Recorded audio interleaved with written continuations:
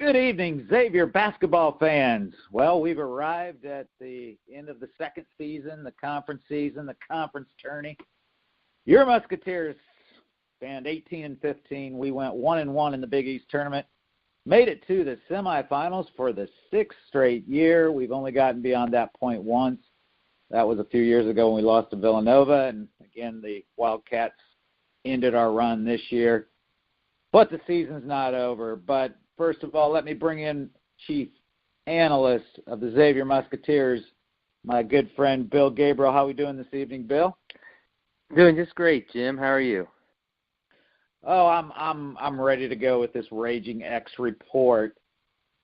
Probably weren't too surprised the Musketeers didn't make the field, were you? No. I was watching the selection show, and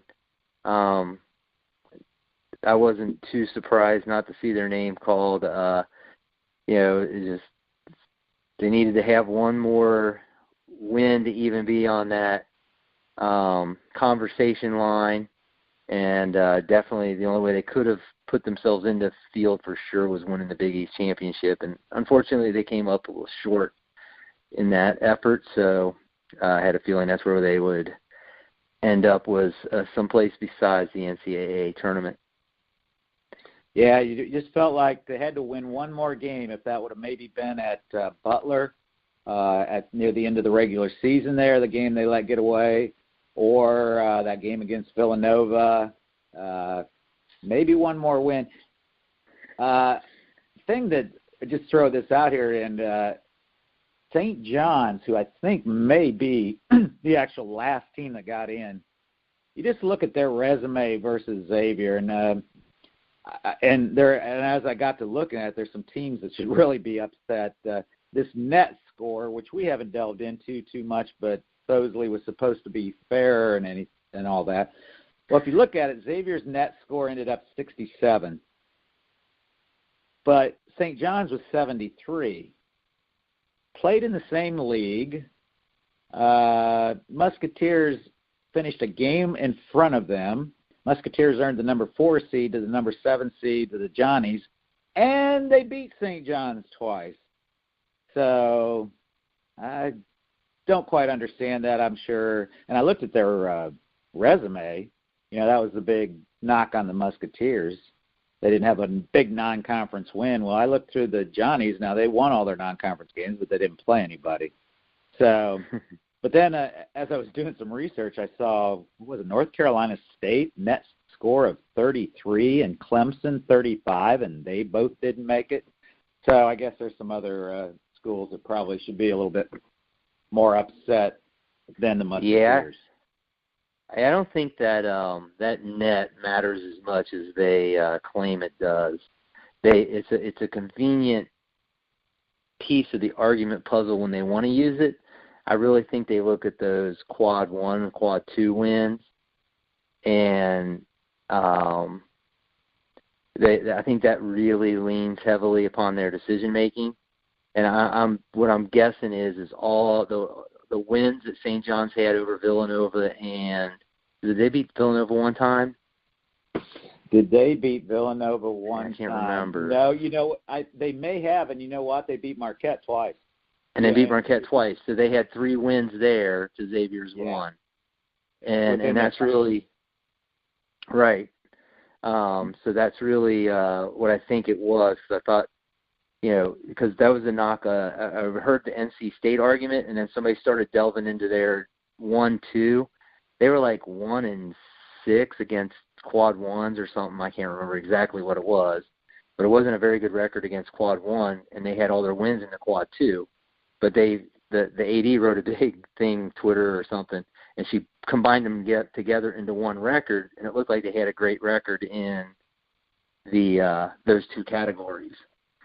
So I don't think NC State really played a much better non-conference schedule than St. John's, because I believe NC State's non-conference schedule was ranked 353.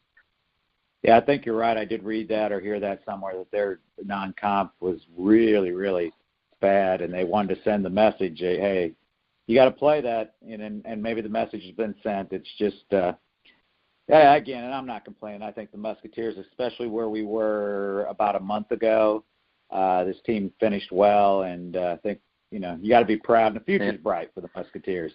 And this NIT thing, well, we've been there before, and we can still make it fun. Here's the thing. Go ahead. Oh, I say, yeah, definitely. I think it's a good for those, 4, 5, 6 guys will be back next year to get in this and play. Counting Elias Harden into that. I'm not sure about, if the other young player, any of the other young guys are still around. Yeah, get in. I don't even think he's back with the team. I think he's Gandhi. Yeah. But I'm trying to think. The big guy, Donterius James. Yeah, if he'll get in a little bit, it might be good for him.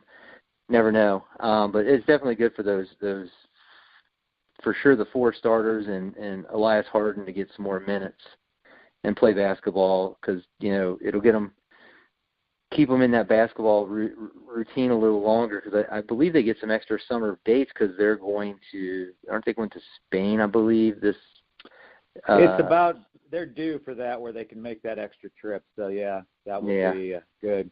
I'll tell you who else I think will be playing their heart out is Zach Hankins, because I think Zach Hankins thinks if he can go play a couple more games at Market Square Gardens, he might have some calls from the NBA.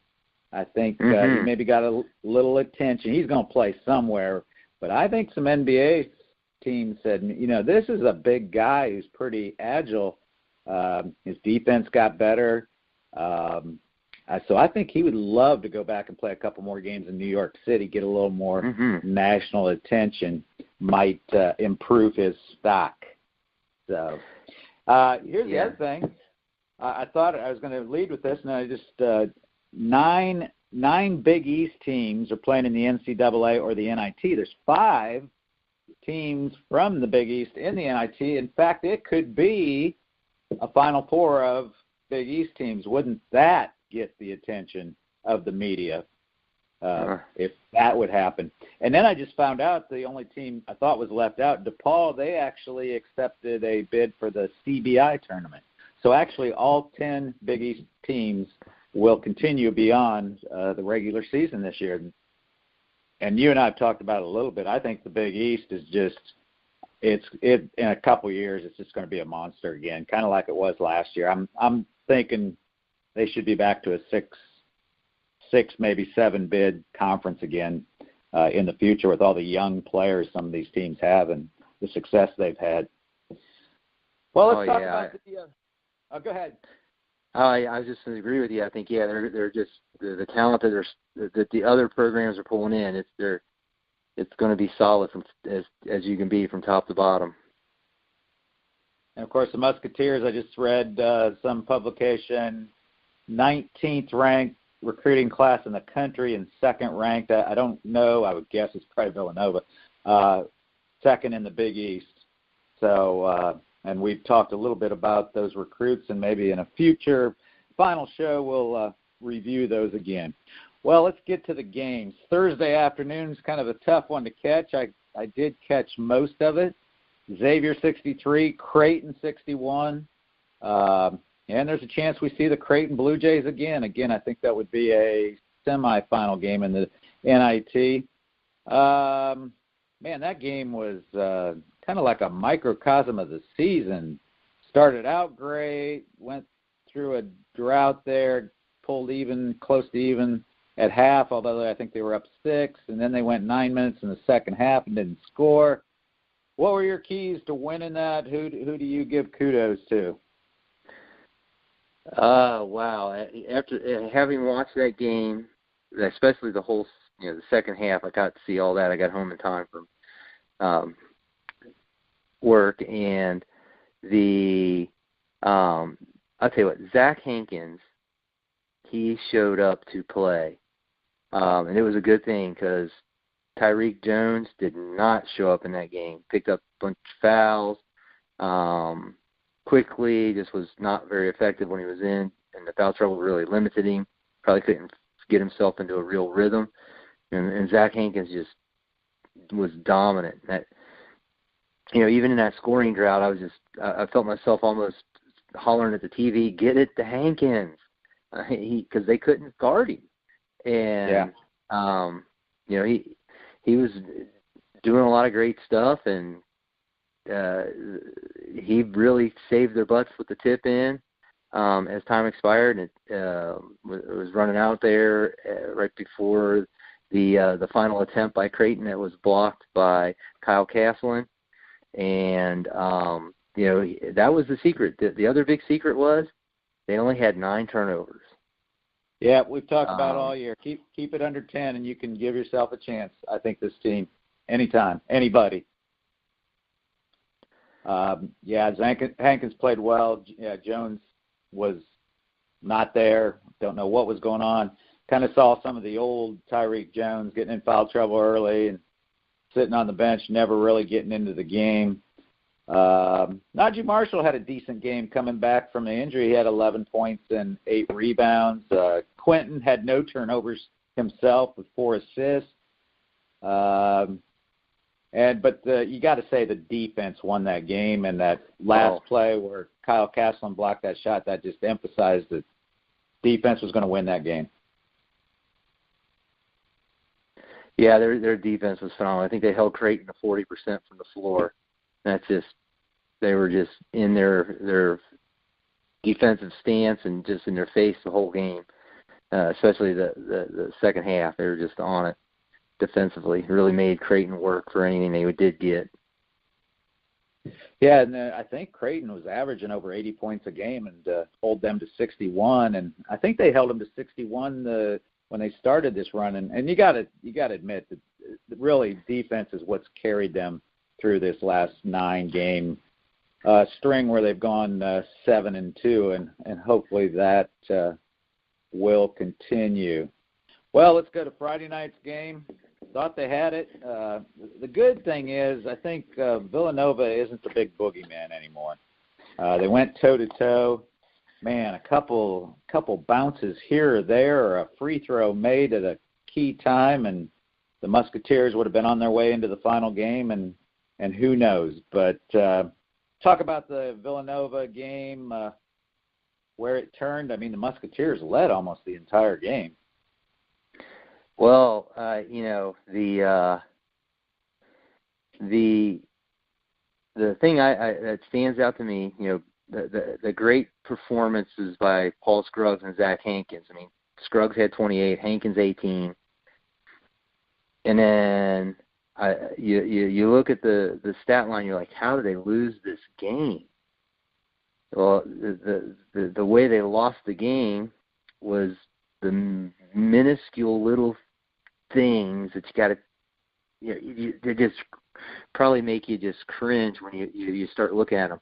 They only took 6 free throws in the second half, Xavier did, which is not being aggressive enough on offense. I mean, this is a team that slashes and drives, and they weren't doing that. Now, maybe Villanova's defense, maybe they just, didn't feel like they could do that, but I think they settled a lot for long 3-pointers when they should have been trying earlier to attack the rim and get to the bucket and make some things happen. They had 13 turnovers, 7 in the second half. They're right there in that cusp of the turnover number. But the thing that killed them with the turnovers was Villanova scored 8 points off those turnovers in the second half, and Xavier didn't get any points off of Villanova turnovers in the second half. And, that's killed them. I'm with you. I'm thinking, if they had kept it to 10 turnovers, 3 less turnovers, 3 more possessions of maybe getting something, free throw shooting again. Yeah, what I think I've seen, and I kind of saw it, I thought, toward the end of the regular season, I think the Big East officials started to let them play more, and were calling less fouls. And even I watched almost all of the Big East tournament games, and I felt it was that way. Well, until the Seton Hall Marquette game. I don't know if you saw that. where they shot 85 highlights. Yeah. Yeah. So until then, I guess they figured they had to make up for it. But, I remember Zach Hankins missing a free throw in that last minute or two. He had 2 shots. He only made 1. I'm thinking, man, that was a point they could have had. And then I can't remember. I don't know if it was Phil Booth. It wasn't Booth. I think it was Bay. Shot a 3-pointer that hit the side of the rim, went up, hit the backboard, and fell down through. And I thought, wow. Of course, what about Paul Scruggs' 3 from the corner that he banked in? I guess, it goes around, comes around. Right. So, I would just, if Paul Scruggs can bring that every game next year, he'll be playing at the next level here in the United States. I mean, I thought that was kind of what had been missing. He kind of helped him through that rough period. He was playing well during the losing streak, and then when they started winning and everybody else started playing well, he kind of fell off a little bit. But I thought, man, if he ever steps up, and thought that was a game. Of course, Najee had a rough game, and I don't think he's 100% healthy. Probably won't be until after he gets a month to really. But he was 0 for 7 from 3-point and 1 for 12 from the field. Only scored 2 points, and again, they got to get more out of him than that. And again, he looked a little beat up. I think he wanted to be there. I think he gave his full effort, but I just don't think he was 100%. At times, he looked a little bit gimpy. Of course, and he, usually was in that game he was. I think guarding Booth quite a bit. And I have written down, if there's one thing you want to point to, the outcome of that game, I wrote down Phil Booth and his experience and the fact that he's played in national championship games, and it just showed. He kind of took that game over at the end for him. Didn't play real well till the end, but he had 28 points, so he didn't play too poorly most of the game. I was watching it with the family, and my son was getting a little frustrated, and he goes, well, why did Ken Xavier score? And I said, they don't have a go-to guy. They don't have a Phil Booth who knows what he's doing. And I said, just watch him. And every time he was making a play that did something to help Villanova score, whether it was breaking somebody down off the dribble and kicking a pass or taking the shot himself. And he's impressive to watch.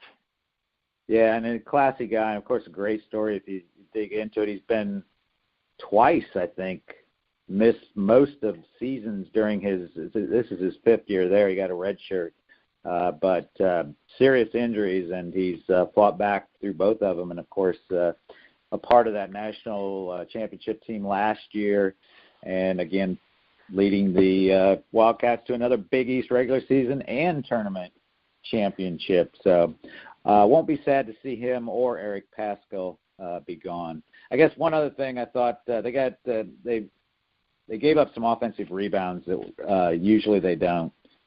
Just didn't block out, and that may have been the fact that the second day in a row of playing a high level game might have gotten them a little tired there at the end, because I thought they missed some offensive rebounds they should have had, just not blocking people out. Well, let's talk about the NIT. Go ahead. I said that was another thing I had on my thing, that Villanova had 14 second chance points to 8 for Xavier, and I think they had 6 of those in the second half, if I had my numbers right here.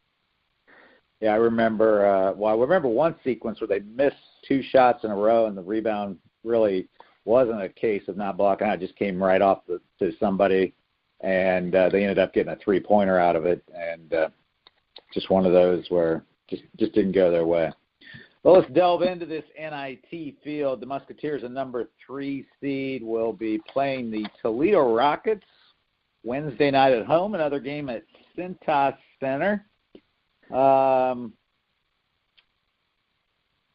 What stands out to you? It looks like we were talking a little bit Texas, South Dakota State. Again, the NITs, you got to wait almost to the first round to figure out who's in it to try to win it and who's ready to be finished.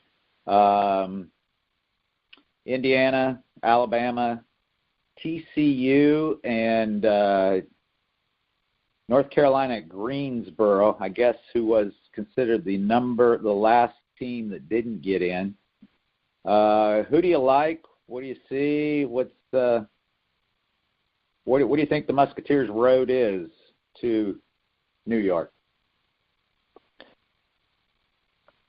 Well, I think that the enticing thing, if you're looking at Xavier's part of the bracket, would be the potential for a game that hasn't been played in a long time. If they and Dayton can take care of business, they would meet up in the quarterfinals. And that would be in Cincinnati, which we know what happens there. Yep. So that would be interesting to see happen. I agree. I think you got to figure out the mindset of some of these, especially these schools from the bigger conferences. I get a feeling some of these schools from the smaller conference, this is a chance to make their season continue on and get a chance to take down a big boy who won't play them maybe in any other capacity. Because they don't, they don't want them to, they don't want to sign those 2 or 3 year deals where they always got to go to the bigger school, the Power 5 school or whatever, however you want to refer to those big conference schools. They don't want to go to those arenas just every year. They'd like to have some of those guys come into their place or somewhere neutral and play. So give them a chance to take some of those guys on, see them play a little tough. You've heard all the announcers lamenting about UNC Greensboro not getting into the NCAA field. Well, here's their chance to show everybody that they should have been there. And then you got your Big Ten blue blood like Indiana, who everybody said they could have been in. Well, let's see what happens with them in St. Francis. See who's, like you said, who's in it to win, and who's like, we're going to check this box, and game's over, we're going home, put ourselves away, and get ready for spring break, or whatever, the end of the semester. Yeah, like I couldn't even remember. I'll give you a trivia question here. Can you tell me who won the NIT last year? Oh, no. I couldn't either. I was like, and I started looking back, but I do here. I bet you can't answer this question. What major blue blood lost in the first round to Robert Morris about 5, 6, 7 years ago in the NIT first round? Oh, I don't know. Blue blood. Is it UK? Yeah. Yeah. I don't know. Last time I think they didn't make the NCAA. They were a 1 seed. I think Robert Morris was a 8. Actually, I think they went to Robert Morris for some reason, like they couldn't get Rupp Arena or whatever. Maybe they were having the NCAA was hosting, and they actually got beat. They obviously didn't want to be there. So, yeah, that's what, I look at Texas and Alabama and, again, Clemson, North Carolina State. I think you'll have to see how they do first round to see how serious they are. I do believe all the Big East teams, 5 of them actually, in the NIT, and maybe except for Butler, the other 4 have a lot of youth, I think, that will play to get ready for next year and to prove themselves a little bit. But it'll be interesting. Alabama, I got one for you here. We aren't controversial enough so I'm going to say something controversial. I heard today, rumor, but Avery Johnson is the coach at Alabama, has not been as successful as people thought he would be. In fact, this is his 4th year. They've only been to the NCAA once. Rumor is after this is over with and maybe Alabama has quit, he will probably be gone. You know who the rumored next coach at Alabama, and somebody said they heard this from 2 different sources. We got to be controversial. Do not. Lives right here in your hometown of Cincinnati, Ohio. Cronin? Mick Cronin, supposedly going to be the head coach of the Alabama Crimson Tide next year. You heard it here first. Xavier fans, call your UC fans. Tell them to listen to this broadcast. that you heard it here first. So, I don't know. Who knows? All right, it's going to be interesting because they got some new rules. What do you think about that? They've done this for quite a while. In fact, I believe the shot clock came in this way. Experimental rules during the NIT. Do you like that or not? Using this tournament as kind of a experimental guinea pig.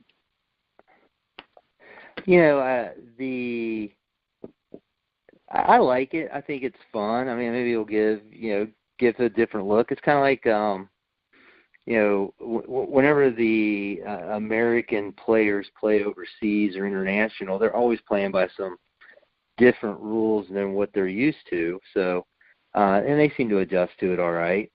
I'm kind of curious to see, I would like to see the numbers at the end of this tournament to see how the three-pointers were impacted by extending that line to the FIBA distance, which is 22 feet, 1.75 inches. Which was 20 inches farther than the college line right now. So that's a significant little distance. It's, a foot and 8 inches? I think it's just under the NBA. It's not quite what the NBA is.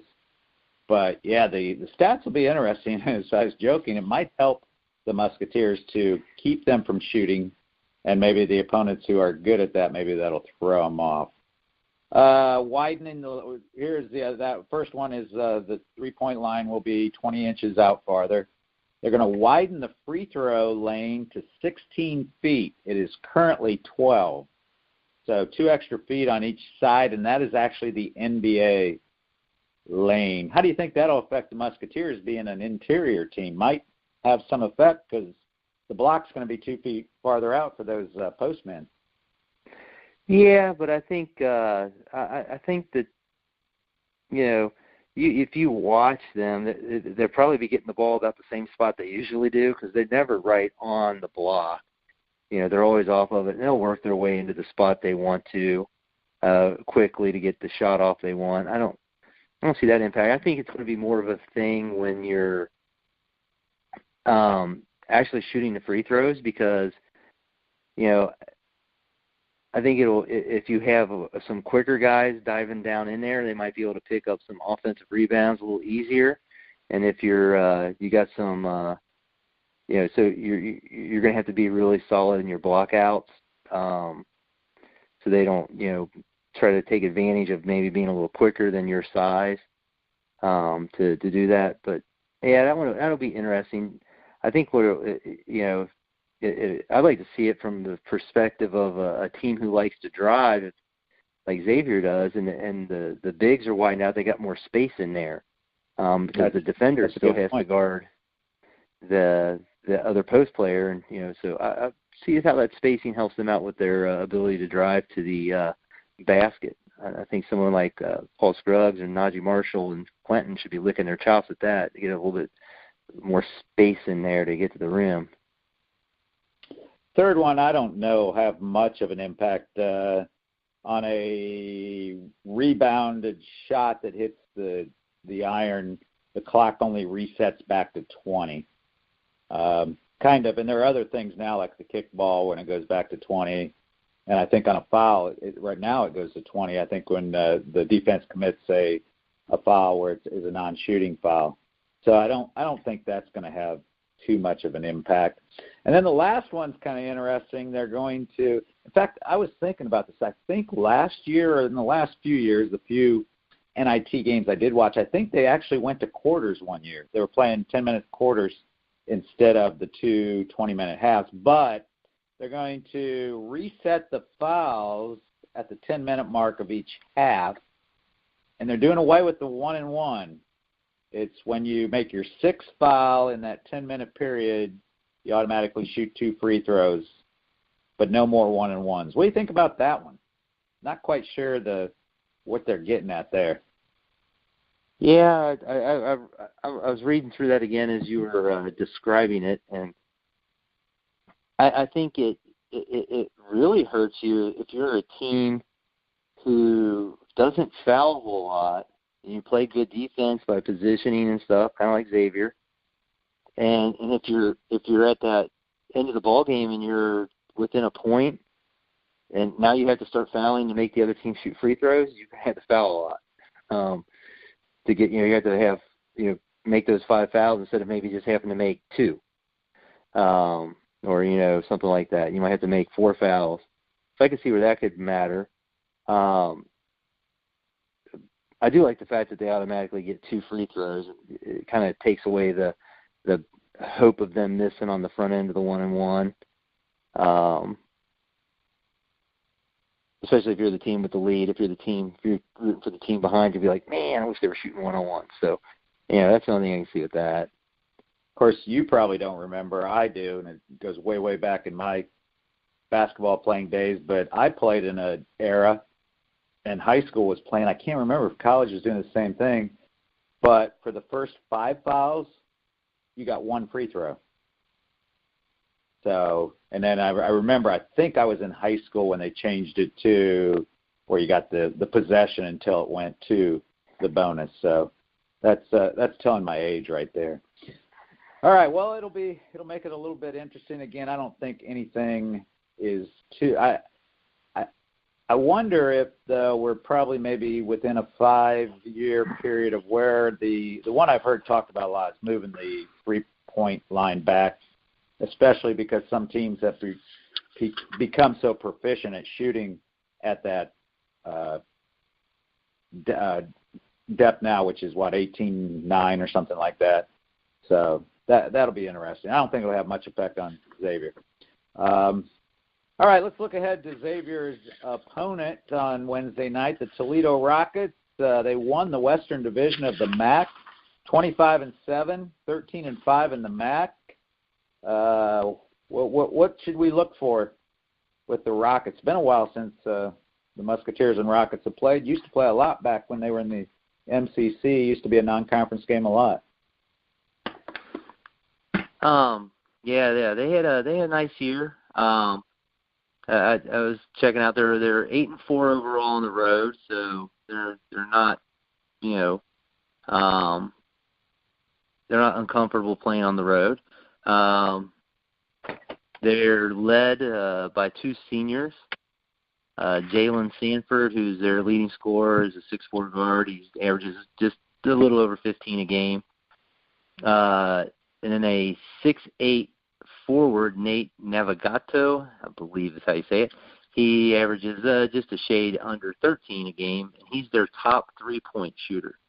So they have a tall forward who they like to take out and shoot the 3 with. So it's like a stretch 4 kind of thing going on up there in Toledo. I got a 6'11" center who averages a little over 10 a game, named Luke Napke, and he is a junior, I believe. Junior center. And I went and was looking, was it the Toledo Blade? They had an article about the game.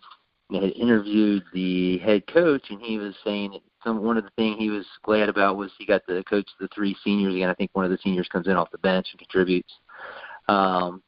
But what he was really looking to do was run some different formational looks and try to prepare for next year. And he wanted to see what a young man named A.J. Adu could do out on the court. He's a 6'10" freshman, but he's a very accomplished international player. He is from England, but was I forgot to write down where he was originally born at. But yeah, he's a foreign-born international player who's playing for Toledo, and so might be maybe a little something Xavier's not seen if they use him in some ways and do some things that they haven't done before. So that could be a wrinkle in the game. And they seem like they're really kind of excited to have a chance to play some more basketball. Yeah, it should be an interesting game. Again, I think it'll be interesting to see who draws the defensive assignment on Sanford. I read is he's their scorer, and he'll shoot a lot. So I would think, although you talk about the Navigado or whatever his name is, a 6'8", three-point shooter, he might draw Najee. So maybe Quentin will have to play defense on Sanford. It'd be interesting, and we hope the defense shows up as it has for the last third of the season here. I tell you, it's been fun to watch because they do play hard.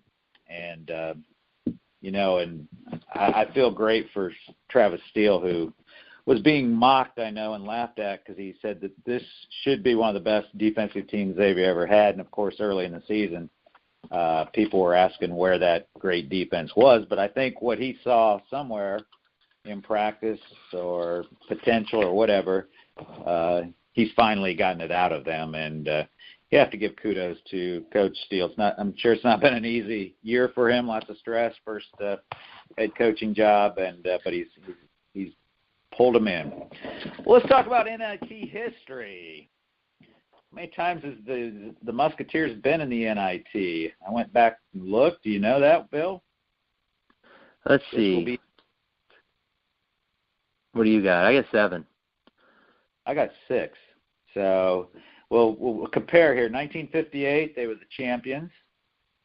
Correct. 1984, they beat Ohio State and Nebraska before they lost to Michigan in the quarterfinals under Bob Stack.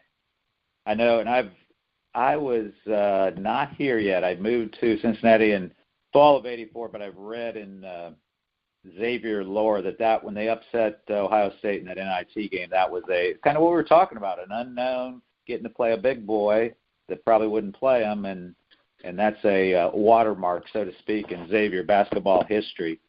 And then I got 1994. They beat Miami, Ohio, and Northwestern before losing to Villanova in the quarterfinals. And I got 99. They finished third. That was a Skip Prosser, beat Princeton to go to the Gardens and lost to Clemson in the semifinals. Beat Oregon in the third-place game, though. And then 2000, the very next year, under Skip Prosser, they beat Marquette, but then lost at Notre Dame in the next game. You got another one I missed? Oh, let me see. They actually went 56 and 57. The year before they won it? Yeah, they 56. Yeah, they had a win over St. Louis, and in 57 they lost to Bradley, and that's what brought about the coaching change, in which that occurred prior to 58, and that was the should have wrote that down. That was the at Xavier. Yeah, the 58 McCafferty came in then. Yeah, that's McCafferty came in 58. That was his first year. Okay, so you caught me there.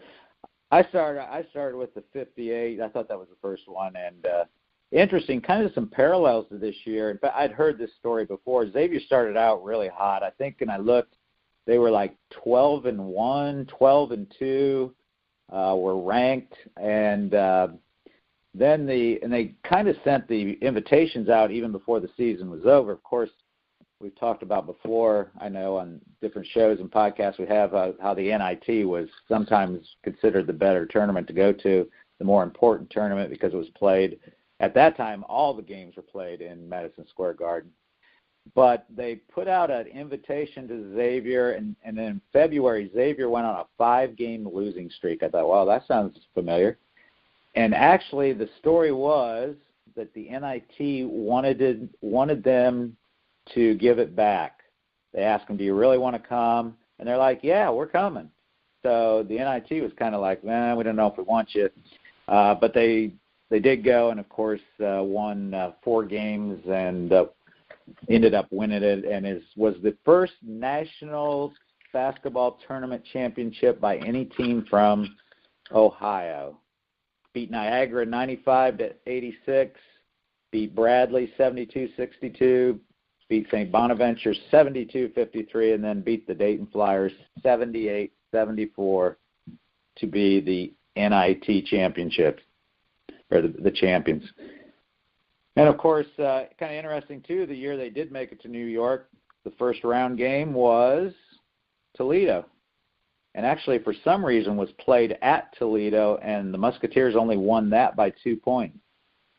And then, of course, next they got to play a big ACC school, Wake Forest, beat them 87-76. And, of course, that would be the future home of Skip Prosser. And then I recall the Princeton game. And Princeton was pretty good. They ran the backdoor offense all the time, but the Musketeers prevailed and made it to New York, New York. I remember them playing the music in the Cincinnati Gardens. Recall? Mm-hmm. I do. All right. Well, hopefully we'll be hearing that again. Well, you ready for some trivia? I got a good one for you tonight. All right. Little NIT trivia. Again, the NIT was the premier tournament. Reading a little bit of history, the change kind of took place through the 60s. But this is kind of an interesting tidbit. There is one school, only one school, that won, because some schools played in both of them. One school actually won both the NIT and the NCAA championship in the same year. Do you know who that school is? Don't think too hard, because I don't think you would come up with it unless you knew that. No, it's not somebody that you would. It's not one of the big blue bloods at the time. No, it's the City College of New York, which was a powerhouse in the 1950s. They won both of them. Actually, I was reading about somebody. Go back whenever Utah won the NCAA. They got beat in the first round of the NIT, but then they turned around and played in the NCAA and won it all. Were the national champions. A couple other interesting tidbits. In 1970, Marquette was ranked number 8 in the country, and they were invited to the NCAA, and they put the brackets out, and Al McGuire did not like his placement. He was being sent to the regional in Texas, and there was one in Michigan. It was the Mid-East, Midwest that he thought he should have been sent to. So he turned down the NCAA bid and went and played in the NIT and won it in 1970. Now, what I know about Al McGuire is he probably had an ulterior motive, because at that time all games were played in Madison Square Garden. I think that was probably a recruiting ploy, too, on his part, because he always got a lot of kids out of New York City. So there might have been an ulterior motive there. In 1977 is when they finally started playing games on campus, and only the Final Four is now played at Market Square. I always say Market Square. It's an old place in Indianapolis. Madison Square Gardens. So a little NIT history for you there tonight. Well, any final comments on the season? We'll hopefully have a wrap-up show or a show sometime next week. Bill's going to be taking a little vacation south, well-deserved. We'll see if we can figure something out for next week. Maybe bring Jeff Zink back for a show if Bill can't chime in. But any final thoughts on the season or comments before we sign off tonight? Hey, just it's been a rough way to go for Coach Steele. First year there as the big guy on campus with the Muskies, and just how he